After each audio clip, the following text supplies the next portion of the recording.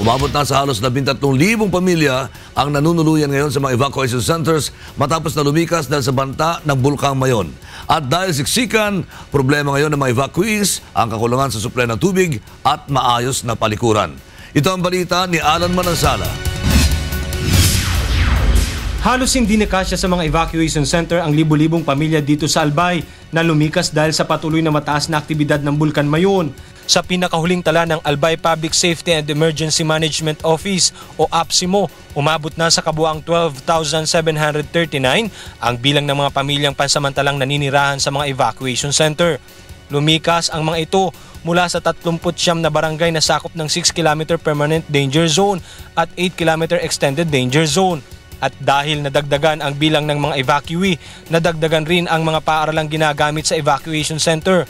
At dahil sobrang siksika na ang mga evacuee sa loob ng classrooms, mas pinili na lamang ng iba na magtayo ng sariling tent na yari sa lona o canvas, gaya ng makikita sa Vical Evacuation Center sa Santo Domingo, Albay.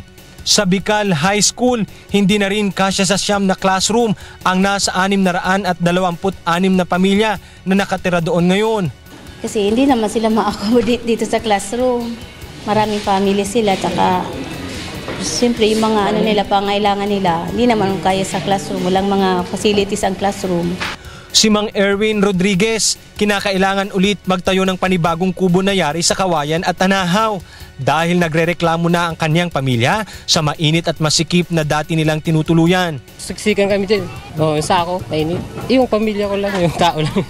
Tapos ano na lang gagamitin mo? Ito na Anahaw na lang. Sobrang init, nagkakasakit pati yung mga bata.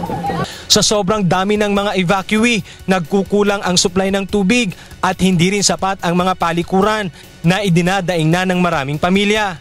Ang fire department po naglalagay ng 2 basis lamang sa isang araw at hindi kayang isustain yung tubig na galing sa kung saan nila kinukuha yung panghugas ng mga evacuees.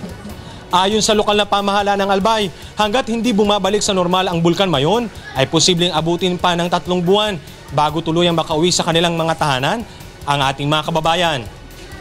Sa ulat ng PBOX, sa loob ng 24 oras ay 7 ang naitalang rockfall event habang 308 naman ang volume na ibinuga ng asupre ng bulkan. Alan Manansala, UNTV News, Worldwide.